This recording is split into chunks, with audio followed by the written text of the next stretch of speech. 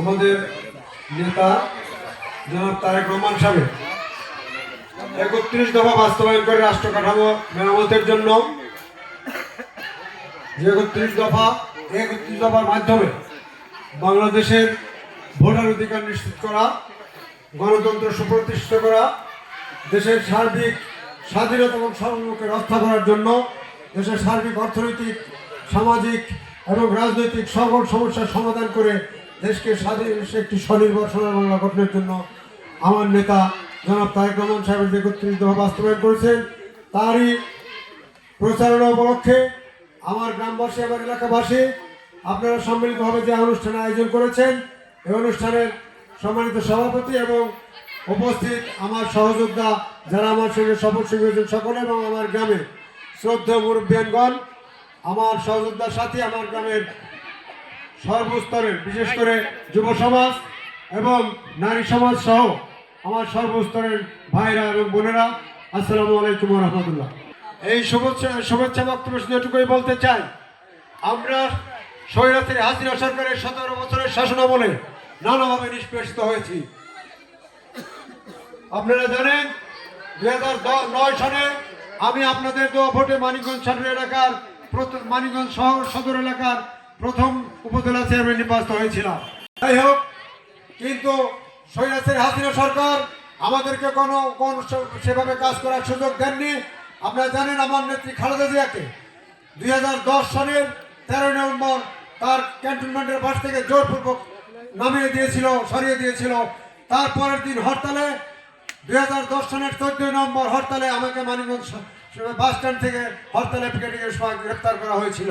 খালেদা জিয়াকে মিথ্যা মামলা দিয়ে, ওই অরফেনেজ ট্রাস্টের মিথ্যা মামলা দিয়ে 8ই ফেব্রুয়ারি 2018-তে তাকে জেলে পাঠানো হয়, কারারুদ্ধ করা হয়। আমি সেদিন ঢাকার রাজপথে তার মোকাবেলা করেছিলাম, পুলিশের মোকাবেলা করেছিলাম। ওরা 18ই ফেব্রুয়ারি তাকে গ্রেফতার করা হলো। আর 1 মার্চ আমার নেত্রী খালেদা জিয়ার মুক্তির জন্য বিএনপির কেন্দ্রীয় প্রোগ্রাম ছিল লিফলেট বিতরণ করে দেশনেত্রী খালেদা জিয়ার মুক্তির জন্য। আমি আমার সংঘবঙ্গ, আমার দলবল নিয়ে, আমার নেতাকর্মীদের সাথে নিয়ে মানিকগঞ্জের রাজপথে আমি সেই প্রোগ্রাম করেছিলাম। সেই লিফলেট দিয়ে আমার নেত্রী খালেদা জিয়ার মুক্তির আন্দোলনের সময় আমাকে গ্রেফতার করে আবার আমাকে জেলে পাঠানো হয়। এর পর আমার নামে অনেক মিথ্যা মামলা, কাহিনী মামলা দিয়ে আমাকে নানানভাবে নির্যাতন, নিপীড়িত করা হয়। 2018 সালের 3রা সেপ্টেম্বর আমাকে ক্রস ফায়ার দেওয়ার জন্য ঢাকা থেকে র্যাব এসেছিল। আল্লাহর রহমত, এই র্যাবের আমাকে চিনতেন, আমাকে জানতেন। একজন ভালো মানুষকে হত্যা করবে এই বলে তারা মানিকগঞ্জের থানায় গিয়ে সাউথ করে বলেছিল মানিকগঞ্জ সদর উপজেলা চেয়ারম্যান আতাউর রহমান তাকে গ্রেফতার করতে হবে, তাকে ক্রস ফায়ারে দিতে হবে। এই তখন থানা থেকে আমাকে জানিয়ে দেয় যে আপনি শিগগির সরেন, আপনাকে ক্রস ফায়ার দিতে র্যাব আসছে। তখন তাদের কথা মতো আমি বাড়ি থেকে বিদেশে চলে যাই এবং আমি 2 মাস ওই ইন্দোনেশিয়া, থাইল্যান্ড, সিঙ্গাপুর, মালয়েশিয়া থেকে আসি। এসে দেখি তখনও কিন্তু ওই মনোনয়ন জমা দেওয়া হয়নি, মনোনয়ন আহ্বান করা হয়নি, শিডিউল ঘোষণা হয়নি। বাধ্য হয়ে আবার 1 মাস আমি সাভারে আমাদের চান্দিরচরের ওই আহমদের বাসায়, জেকে গার্মেন্টসের জিএম আহমদের বাসায় গিয়ে আবার 1 মাস আমি অবস্থান করেছি, পলায় থাকতে বাধ্য হয়েছি। এরপর রাতের পর রাত, মাসের পর রাত আমরা বাড়িতে ঘুমাতে পারিনি, পলায় থাকতে হয়েছে।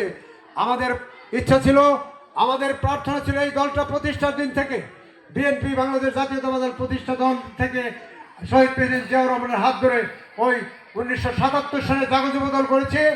1978 সালে জাগো দলের জন্ম প্রতিষ্ঠা হয়ে যখন এটা জাতীয়তাবাদী দল বিএনপি হলো, তখন জাগো দলের পরিবর্তে বিএনপির যুব দলের তখন আমি জেলা কমিটির সদস্য নির্বাচিত হয়েছিলাম।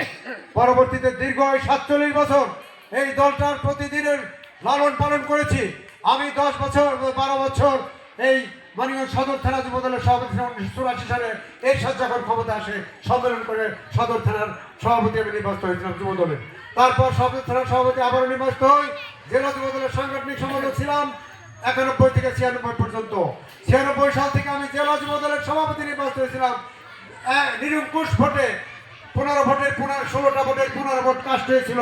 15 ভোট এককভাবে আমি পেয়ে মানিকগঞ্জ জেলা যুব দলের সভাপতি নির্বাচিত হয়েছিলাম। আমি আর 2004 সাল পর্যন্ত জেলা যুব দলের সভাপতির দায়িত্ব পালন করেছি।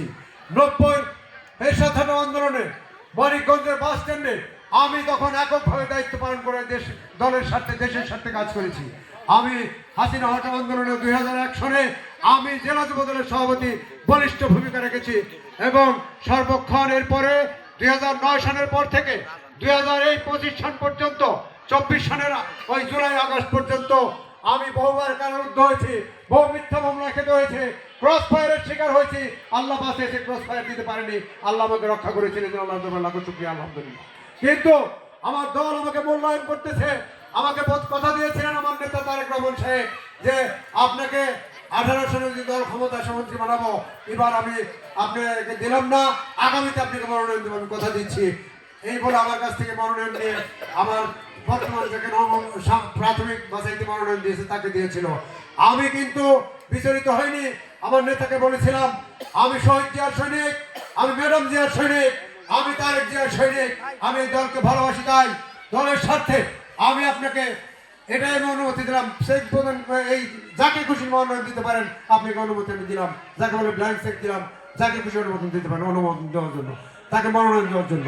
আমার নেতা তখন আমাকে মনোনয়ন দিয়ে বলেছিলেন আপনি যখন মনোনয়ন ছেড়ে দিলেন আমাকে, আমি বলতে কথা দিচ্ছি এবার দল 18তে ক্ষমতা আসলে আপনাকে মন্ত্রী বানাবো, আগামীতে মনোনয়ন দেবো। ফখরুল ইসলাম আলমগীরের সামনে ডেকে নিয়ে ওই কথা আমাকে বলেছিলেন। দুঃখের বিষয় প্রাথমিক মনোনয়নে আমার নাম ওঠেনি। আমি জানি 2 জন রেখেছে, সেখানে আমার নাম 2 নম্বর উঠেছে। প্রাথমিক মনোনয়নে অন্য একজনকে দিয়েছে। আমি আশা করি আমার নেতা এটা শুধরে দিয়ে আমার কার্যক্রম, আমার রাজনৈতিক কার্যক্রম পরিচালনা এবং সেটা বিবেচনা করে আমার মাঠে প্রতিদিনের নির্যাতন নিপীড়ন সহ্য করেছি। আমার ব্যবসা প্রতিষ্ঠান বন্ধ করেছে স্বৈরাচারী হাসিনা সরকার। আমার লাইসেন্স নবায়ন না দেওয়ার খোলা বন্ধ করে আমাকে 8 থেকে 9 কোটি টাকা আমাকে ক্ষতিগ্রস্ত করেছে। আমি সেই ক্ষতির জন্য আমি ব্যবসা বাণিজ্য বাদ দিয়ে আমি অনেক দুরবস্থায় পড়েছিলাম। তারপর আমি বলতে চাই আমাকে মনোনয়ন প্রাথমিকভাবে না দিলেও আমি আশাবাদী আমি এখনো আমার নেতার 31 দফা বাস্তবায়ন করে রাষ্ট্র কাঠামোকে সুসংগঠিত করার জন্য আমি কাজ করে যাচ্ছি। শহীদ জিয়ার আদর্শের সৈনিক হিসেবে, আমি খালেদা জিয়ার সৈনিক হিসেবে, আমি তারেক রহমানের সৈনিক হিসেবে মাঠে কাজ করে যাচ্ছি। আর আমাদের জনগণের আহ্বান, আমার তারেক ভাই, আমাদের নেতা তারেক ভাই, আতা ভাইকে এমপি চাই, এই স্লোগান দিয়ে আজকেও সারা মানিকগঞ্জের ওই বিভিন্ন ইউনিয়ন প্রদক্ষিণ করে এসেছি।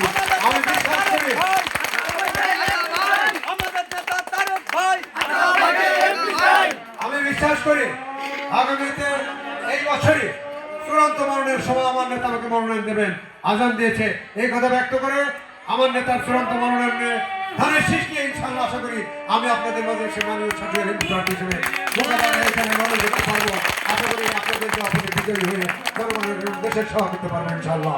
আশাবাদ ব্যক্ত করে আমার সংক্ষিপ্ত কথা এখানে শেষ করছি। আল্লাহ হাফেজ। বাংলাদেশ জিন্দাবাদ। শহীদ জামাল হক দেশপতি খালেদা জিন্দাবাদ।